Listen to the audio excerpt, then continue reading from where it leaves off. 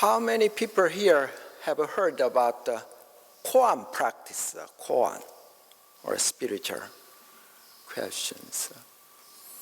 Okay.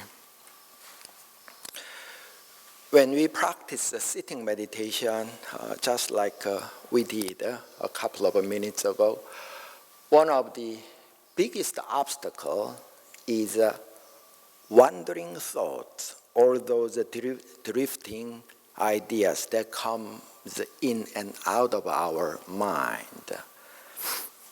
Not just the thoughts, concerns, worries, etc.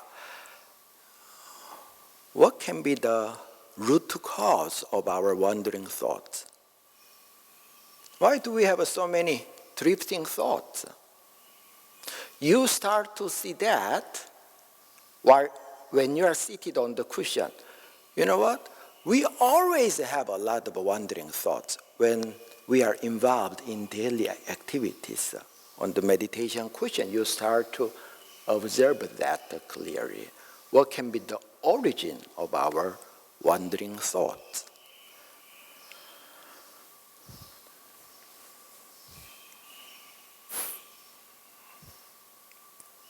Adam, what can be the origin of our wandering thoughts?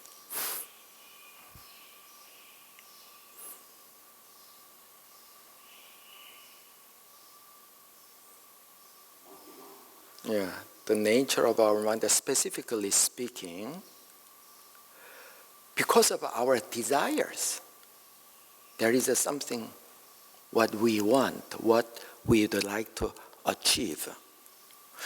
Children are very much restless when they are seated on meditation cushion, but they don't have many wandering thoughts because they live at the present moment. They don't have many desires. Desires, concerns, worries, the root, our wandering thought, the root is our desire. Then, what is the root of our desire? There is not right or wrong answer. Yeah, our sense of self. Our ego is the origin of all our desires, wandering thoughts, concerns, etc. What is enlightenment? Teachers say, where there is a Buddhist practice, there is a promise of enlightenment. But how do you understand enlightenment? Depending on tradition, they define enlightenment in various ways. Johnny? Emptiness, yeah.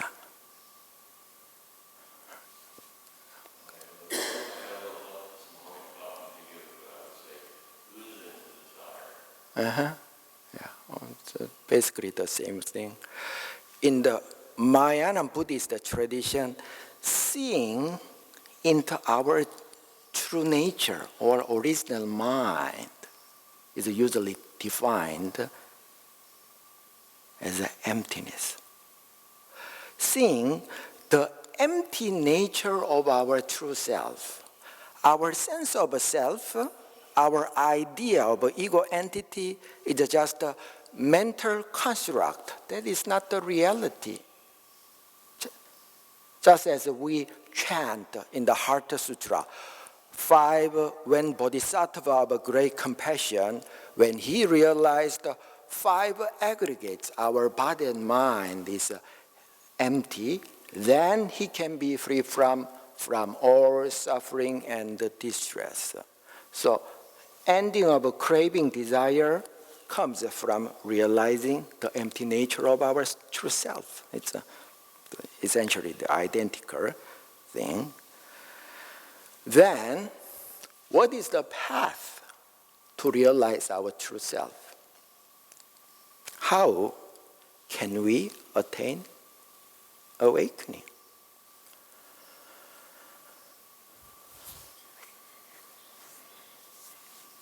Veronica?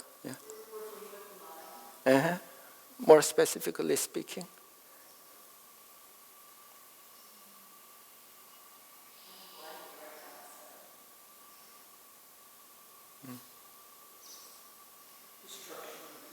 Mm-hmm.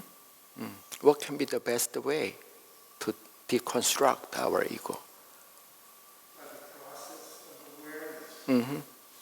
So that as we have wandering thoughts, we see the root Mm-hmm. of them disappear. Mm-hmm. Except for our habits, Okay. subsistence. Mm-hmm. Even then, Okay. they're statements. Okay, thank you. Next Saturday, you can give a talk here. Okay. Let's put it in this way. The path of enlightenment, traditionally speaking, first, it starts not from meditation. It starts from raising questions. Raising questions. It starts from questioning mind. When they say enlightenment, enlightened to what? Enlightened to what? They say he got awakening. Awakened from what? Enlightened to our true self. Then in order to realize that true self, in order to get the answer, we have to raise questions first.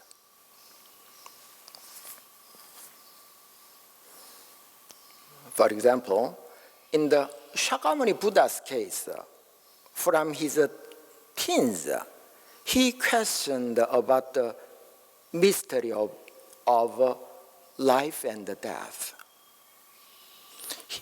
He observed that the nature of our world, our life is suffering, dissatisfaction, old age, sickness. I was very sick because of the tick bite 10 days ago. Yeah? Or we have to encounter some situation that we would like to avoid. Or we have to depart from our loved ones. Whether you are learned or not, have a lot of money or not, dissatisfaction is the nature of our life, according to the Buddha's observation. But he thought about that when he was very young. What is the origin of our suffering? When he very naively thought in this way, it is because people are born. Since they came into this world, so they could not avoid dissatisfaction. Why people come this world? It is not a biological question. It's a little more karmic or metaphysical one. So in the Shakyamuni Buddha's case, he raised the questions about the mystery of life and death. In the Sotaesan's case, our founding master, from when he was from 6 or 8 years old, I cannot imagine when I was 7 years old what I did. But he raised a spiritual question about the mystery or the principle of nature. Why the sky is so blue or something like that. It was not the level of the children's curiosity. He was so deep in that.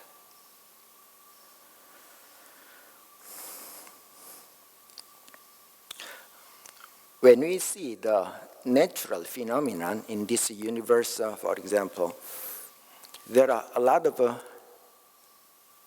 phenomena. The moon rotates around the earth. The earth moves around the sun. The apple falls from the tree, etc. But by one single concept or principle, Isaac Newton explained all those diverse natural phenomena. What is that? Gravity. Yeah, gravity. He thought about the gravity and then explained why the apple falls to the ground. why the sun, why the earth rotate around the sun, the earth rotate the sun, and the ebbs and the tide of the ocean. By that single concept, gravity explained all natural phenomena. One of his friends one day asked, how could you think about that? But Newton answered, I thought about it 24/7. I always thought about that for his whole life, in order to solve the mystery of the natural phenomena.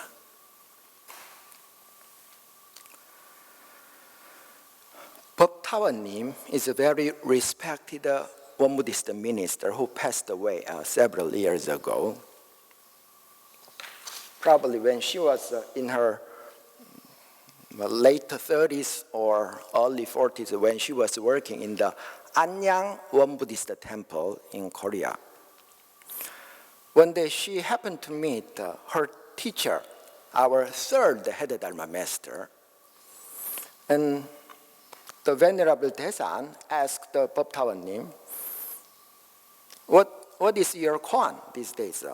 What kind of spiritual questions do you contemplate these days?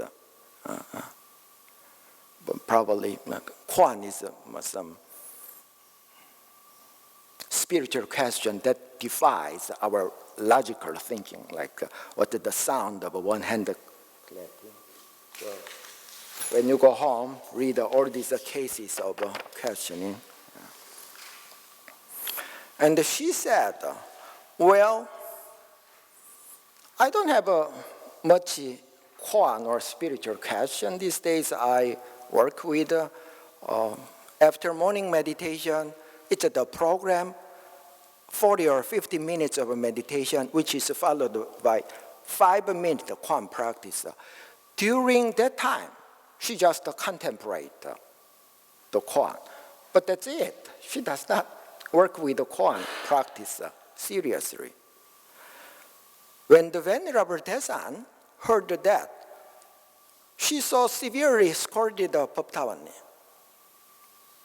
You are a practitioner, you are a minister. He said, just like in a rich man's house, in a rich person's storage, there are a lot of precious gems, precious things. In the practitioner's mind, there should be a lot of spiritual questions you needed to work with. When she was scolded at that time, when she was young, she told us that it was a pretty big momentum, turning point for her to work with the koan at that time. When our mind is very calm, focused, then very naturally some spiritual questions arise in our mind. It's just like when the ripples disappear from the surface of the pond, the surface can reflect the moon accurately. When our mind is focused and calm, a lot of spiritual questions arise. And from that point, our mind becomes very much focused and empowered. So our mind from that stage becomes just like a very hard diamond. In Zen tradition, technically, it's called Ensancheolbyuk. Ensancheolbyuk, Chinese character, literally means silver mountain and iron wall. Our mind becomes a silver mountain and iron, so hard, so condensed. So it is not moving by other sensory experience or worldly things. And then from some state that hardened the diamond break out and some masters attain enlightenment. It is generally the general process. But why do you think we do not, that kind of a question does not arise in our mind? Or even if it arises in our mind, why we cannot be absorbed in those questions? When I was a junior high, I had that kind of some serious question. But it was not strong. It was not that intense, like Sote-san. Why that kind of a questioning mind is interrupted, or it cannot continue? How do you think the reason?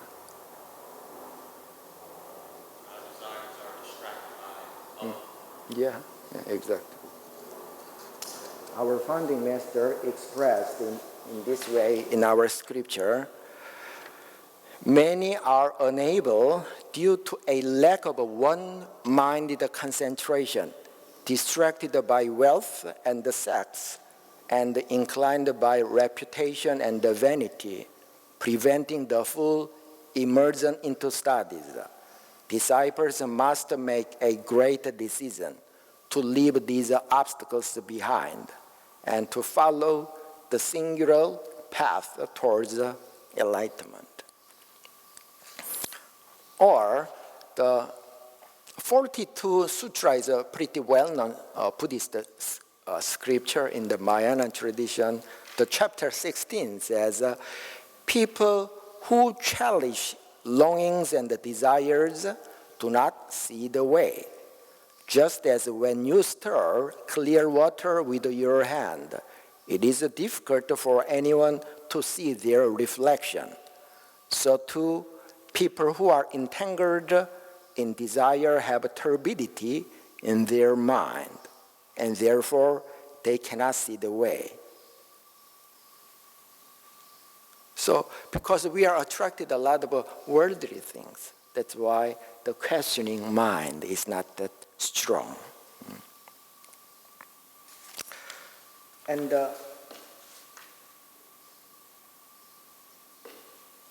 the next path, the questioning mind, is very important. It is the starting point. But as much as important is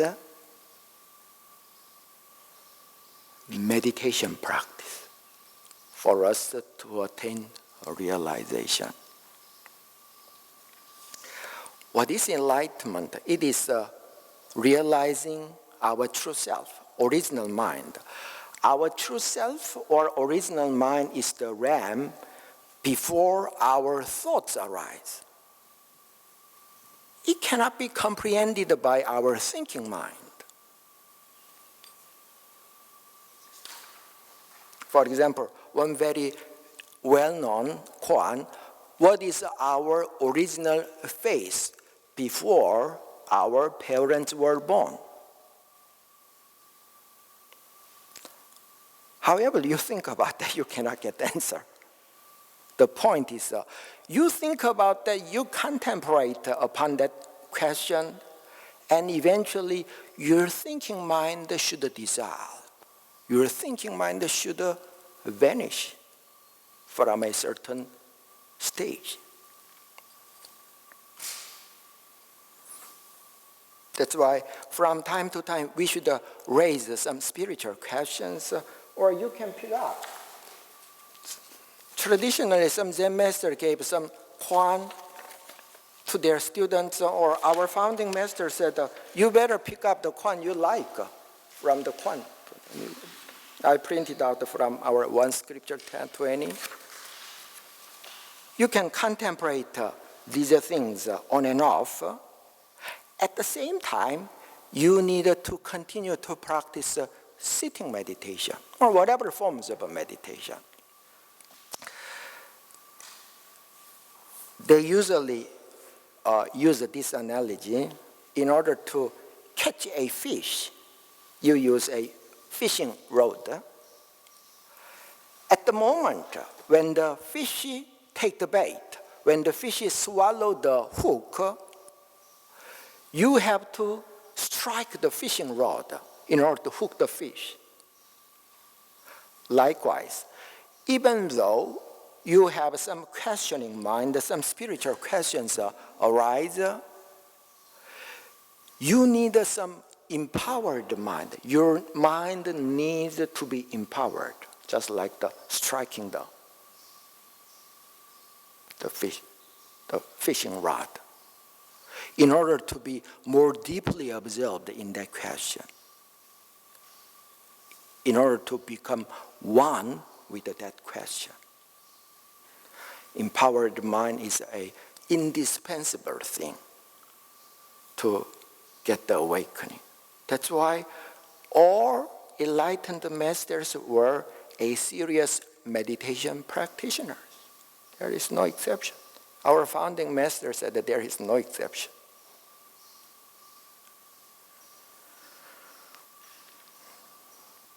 Our founding master, from childhood, he asked a lot of questions. And from when he was 15 or 16 years old, he searched for his mentor that he could be guided, but he could not find out.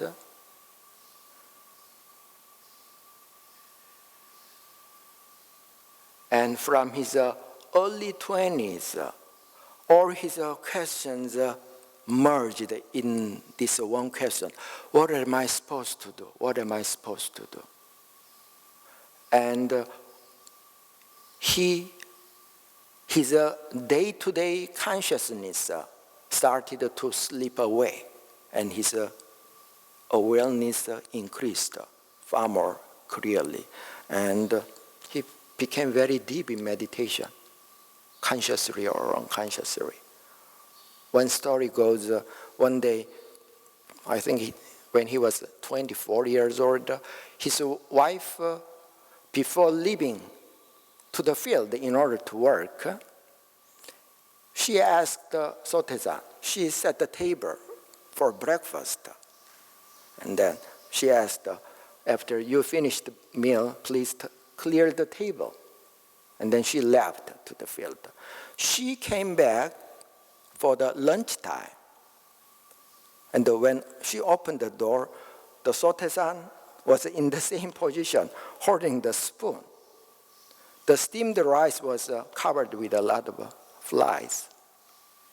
So in that way, that questioning mind led to deep meditation into the samadhi state. And at the age of 26, he attained great enlightenment. So anyway, the path to enlightenment is wisdom or start from questioning mind, which should be accompanied by your meditation practice. So our second head Dharma master used this analogy. Honing our wisdom, revealing our prana or innate wisdom is like generating electricity in the hydroelectric power plant. In order to generate electricity, the dam should have a lot of water first. Collecting a lot of water is the spiritual cultivation or meditation practice. By the running water, the turbine, the generator start to turn and rotate. That is the honing the innate wisdom. So the two cannot be separated. So our third Dharma master said in this way, in order to attain great enlightenment, one should always study and ponder koans, which is the key to enlightenment. Second, to get enlightened as soon as possible, one should maintain the one-pointed state of mind. 3, one can attain great enlightenment after acquiring great spiritual or mental power of mindful choice in action. So number 3, I will tell next time. So remember, in order to attain great enlightenment, which is the only antidote for suffering, your scripture study or working with the Koan is very essential, as much as important is your daily meditation practice. Okay, thank you.